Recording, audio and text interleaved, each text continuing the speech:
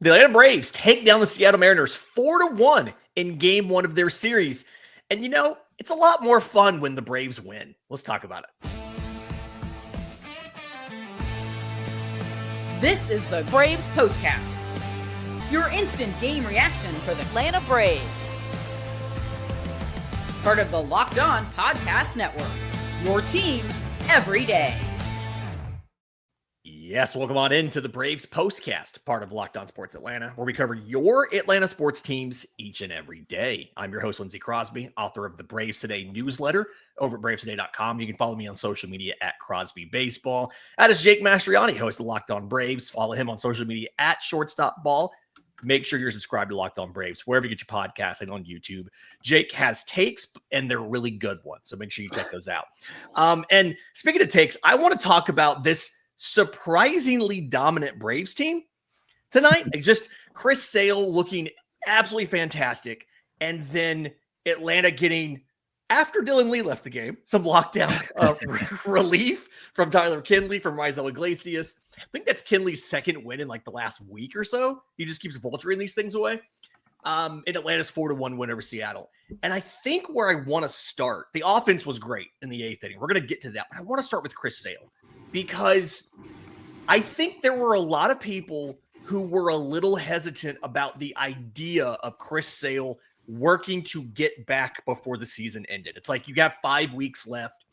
The season's over, as people like to say, because they're not going to make the postseason. But this performance tonight was another performance as good as what he was doing last season. 4 hits in 6 2/3 innings. The one run that's given up is actually an inherited runner of Dylan Lee's. He gives up 2 singles to start off his outing, allows the run to score. No walks, 9 strikeouts, under 100 pitches. This is the most dominant version of Chris Sale that we've seen really all season, it feels like, since coming back off the IL. Yeah, I mean, I know he had the slow start to begin the season, struggling a little bit, and then he kind of got on a roll there and started to look more like his Cy Young self. But 2 starts coming back, I mean, he, as you mentioned, he's looked at least as good as he ever has in a Brave uniform. I mean, and as dominant as he can possibly be. And so it's good to see that. Again, I'd be surprised if they don't manage his workload a little bit the rest of the way. I mean, I know the season's almost over, but no reason to really push him. And even tonight, I mean, 92 pitches, I think if the Braves are in it, you probably leave Chris Sale out there to try to get through that inning himself. Mm-hmm. But it's just great to see for next year, right? I mean, you think about, obviously we're all hopeful you give Strider an off season. He's going to look good. Hopefully Schwelly, gets healthy and comes back. But you got Chris Sale able to pitch like this and be that Cy Young contender at the top of your rotation. And you feel really good about your chances. Now he is a year older. He's had a lot of injuries here lately. That is certainly a concern, but at least right now when healthy and he's out there, mm-hmm. This is what he's capable of doing. He's capable of just dominating a lineup and being a Cy Young contender. I mean, I truly think he would be if he stayed healthy. Zach Wheeler too. If he stayed healthy, I think they'd be right there with Paul Skeens in that Cy Young discussion. So it's just great to see Chris Sale be able to come back, throw these innings at the end, get some good feelings going into the offseason, knowing that he is still one of the best pitchers in baseball when he's healthy. Yeah. Like if I had to pick an opening day starter right now for next season, it's Chris Sale. I mean, and obviously that depends on how they line up in spring and all of that kind of stuff. But it feels like Chris Sale is the guy that you trust, not only finishing this year strong, but being that same guy next season. So I think it's a good development for Atlanta. This is part of the reason, and Snit talked about this. This is part of the reason why, if these guys want to come back, you let them come back, because they need the confidence. They want the confidence of knowing, hey, I am fully healthy. Everything is working. My offseason can just be focusing on making sure that I am ready to go for the year versus making sure I am healthy and making sure I can do my job. And I think you saw that last year too, with Chris Sale sticking around in Atlanta after they were eliminated to finally get back on the mound, throw a bullpen before he went home for the year after they were eliminated. So part of the reason you keep him around. I do want to talk about Dylan Lee, though, because we saw him, I mentioned it earlier, we saw him give up 2 singles there in the 7th when he took over for Sale, allowed the run to score.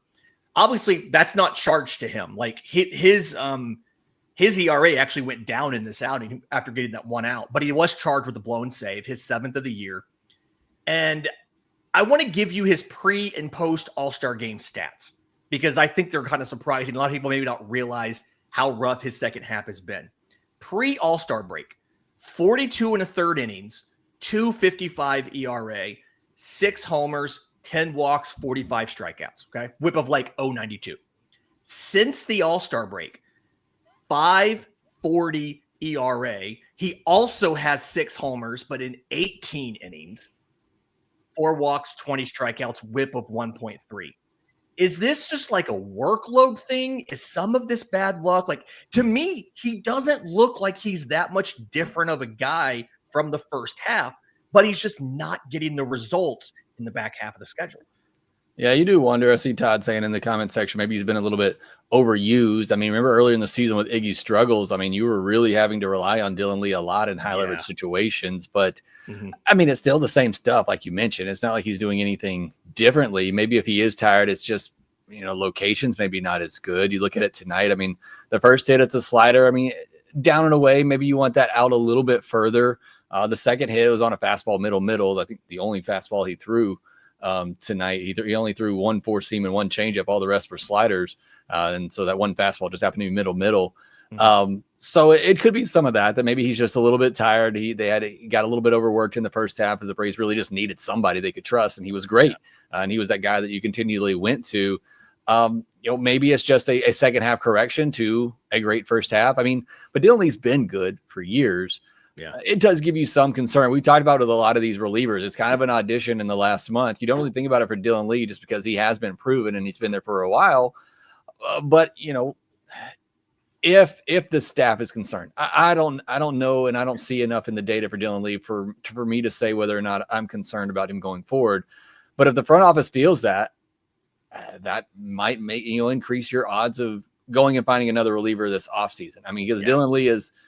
You were expecting him to be one of your setup guys, one of your main relievers. And if all of a sudden he's somebody that you're not sure about and you don't trust, well, then you got to find somebody else because he is supposed to be one of your guys, your 7th, 8th inning guys, maybe somebody that he can even close a game for you if needed. So that's something that the Braves like to figure out and hopefully something they can see down the stretch here. If it just is something mechanical, hopefully he can figure it out. Maybe he is just tired. It's a workload issue and it's just missing location. I don't know what it is. Like I said, I can't pinpoint it myself, but Braves certainly need to because they got to figure out what they have in Dylan Lee. Yeah. And on your note, I think I'm hopeful at least that they learned this year you can't just lose 2 setup men and Joe Jimenez and AJ Minter and expect to just replace them by grabbing a bunch of minor league deals and hoping they work out. Right. So I'm hopeful that they learned a lesson from this and going forward, if they do feel like Dylan Lee's not that guy, they go out and prioritize getting that guy to go along with whoever ends up being the closer, right? Is it Raisel Iglesias coming back? Is it a different free agent? Is it Ronaldo Lopez moving to the pen, whatever it might be? Tyler Kinley also looked really good. I feel like both him and Iglesias, I mean, practically perfect innings. There was 1 strikeout from Iglesias, but other than that, just both guys did really well. I kind of want to get to the offense, though, because this was incredibly fun in that 8th inning, and it was just powered by the top of the order. And it was, again, not home runs. It was hustle doubles, things like that. We'll break that down next right here on the Braves Postcast. This episode is brought to you by Zippix Toothpicks. Whether you're looking for nicotine satisfaction or an energy boost, Zippix has you covered with their nicotine or caffeine-infused toothpicks. For nicotine users, Zippix gives you a discreet way to satisfy cravings and that hand-to-mouth habit without smoking. It can also be a helpful tool as you work to reduce your dependence on vaping. They're available in 6 great flavors with 2 milligram and 3 milligram nicotine options. And if you need energy without the crash, their caffeine toothpicks are a game changer. I've used the caffeine toothpicks for long drives. It gives me energy without me needing to constantly drink energy drinks or coffee or soda and the corresponding pit stops you have to make when you drink a bunch of liquid. They give me energy, and they've got some fantastic flavors. Everything from stuff like peppermint, watermelon ice to just kind of conventional things like bourbon flavored toothpicks, right? So go to Zippix Toothpicks, Zippix Toothpicks.com. Use code Locked On for 10% off your first order. Must be 21 or older to order. Warning required. Nicotine is an addictive chemical. That's ZippixToothpicks.com. Promo code Locked On. Zip more, smoke less with Zippix toothpicks. Today's episode is also brought to you by our friends at 5 Hour Energy Transfusion. The grape ginger and lime flavored shot brings the iconic taste of a golf course favorite with a non-alcoholic boost. It's perfect for sinking birdies or making great memories with friends. It's a hole-in-one for your energy game, whether you're out on the course or just need a little extra push to power through your day. Because 5 Hour Energy Transfusion delivers the clubhouse flavor you love without ever leaving the green. And now you can amp up the fun even more. Just buy, snap, and enter for a chance to win a dream golf trip for two to any golf tournament, that's not the Masters, in the United States. So tee up that trip. Visit 5hewin.com for full rules and entry. No purchase necessary. Excludes the Masters tournament. Ends October 31st, 2025. All right, Jake, Braves win this one 4-1, and I'm having trouble figuring out who the MVP is offensively, right? I don't know if it's Jurickson Profar. He goes 2 for 4. He scores twice. He hits 2 doubles. Both of his hits are doubles. Or if it's Ozzie Albies, who goes 3 for 4, has a triple, an RBI triple, and ultimately just was a little like it's both these guys did really well. And I think I'm kind of pointing to the 8th inning. Jurickson Profar, it looks like he thinks it's going to be a single to open the inning, and he decides partway through they're taking their time to get in there. He gets the double. Because he's on second, he can score on a Matt Olson single, and then Ozzie's triple, and then Drake Baldwin singles and Ozzie, and you end up putting up 3 runs in the inning. But I like the fact, again, they're scoring without homers, and I can't figure out which one of those guys should be the MVP tonight. I'm going to give the edge to Profar because of the defense too. A couple of good defensive plays tonight as well. Although that one of the 9th inning, that looked like a pretty awful route. It may not have been that hard as it was, but either way, he caught it. He had some good catches, so I'm going to give it to him. You're right. I thought it was a single out of the box too, and then I don't know if J-Rod took a bad angle or what, but he ended up having to go back on the baseball. And as soon as Profar saw that, took off for second and got in easy. But yeah, what a fun 8th inning there too. So it's great to see both those guys. Ozzie, he's on one of those heaters right now.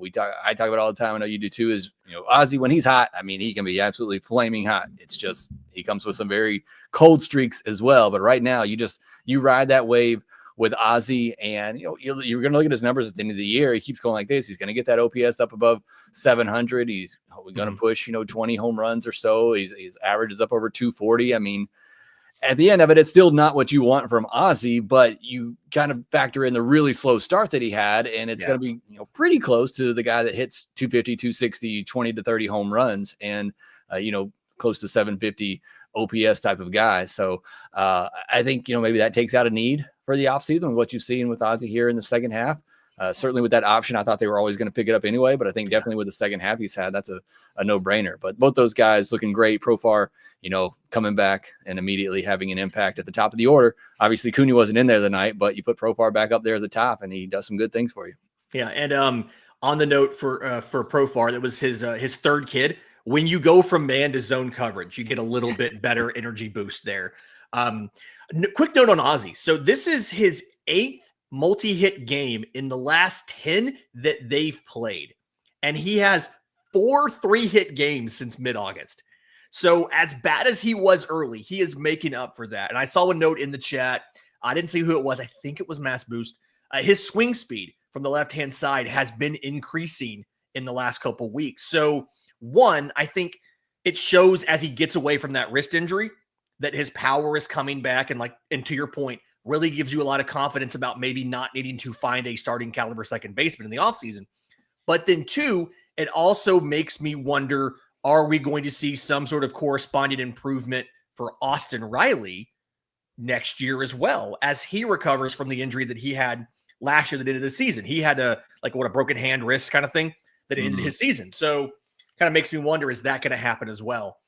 I want to note, Lindsay, this is maybe on a bad note. Ozzie's almost passed Michael Harrison batting average now, and he's already passed him in OPS. The hot streak that Michael Harris was on in the second half, it is kind of cratered here a little bit, and Ozzie's about to surpass him. That is where I was going next. Yeah, it's another 0 for 4 night, 3 strikeouts. He looked like he was really struggling with the splitter tonight. Michael Harris is. A lot of hitters were, to be fair. They all had they've seen what other teams are facing with Hurston Waldrop tonight. There you go. Like this is the other side of that. The splitter. So something he threw. Let me see. Logan Gilbert threw 19 of them, 11 swings, 8 were whiffs. Yeah, Atlanta put 2 of them into play, and. Let me see. One of them was 65 miles an hour and one of them was 91. So they really kind of struggled with that. On the note, you mentioned it. On the note of Ronald Acuna Jr. So Snit talked about this. Just want to make sure everybody is kind of aware of the news on this. Because Ronald was not in today's lineup. And Snit said before the game that he wanted to give Ronald Wednesday off, heading into the off day for him to have 2 days. But Jurickson Profar being on paternity leave for his 3rd child. And then Jake Fraley had a sore foot and they didn't think he was available. So that's why Ronald was off tonight instead. The expectation is for Ronald to be back in the lineup tomorrow. He got 2 days off with the off day. That just was kind of the goal of what they were wanting to do with that. No injury concerns with Ronald. He should be back in the lineup tomorrow. Speaking of, this is going to be a really fun one. We are looking at another really good pitching matchup. This is Hurston Waldrop taking on Bryce Miller, 7:15 p.m. for this game. We will be back with you to break that whole thing down. In the meantime, do us a favor. If you're listening on audio, a 5-star review would be fantastic. Apple, Spotify, wherever you get your podcast. If you're watching on YouTube, make sure you subscribe to Locked On Braves, wherever you get your podcasts. Hit the notification bell so you know when Jake goes live. He had a great thing today talking about, hey, what if Ha-Seong Kim does not, in fact, pick up his option? I talked about that in the newsletter the other day. Jake also covered it on the show today. I think it's a realistic possibility. You can go watch today's episode of Locked On Braves to find out more from Jake about why he might do that. For Jake Mastroianni, I'm Lindsay Crosby. This has been the Braves Postcast.